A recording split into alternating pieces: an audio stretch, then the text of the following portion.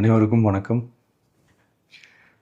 ஒரு 20 வயசு இளைஞராக இருக்கும்போதே புரட்சித் தலைவர் எம்ஜிஆர் அவர்களை நம்பி அவங்களுடைய மன்றத்தில் சேர்ந்தவர்.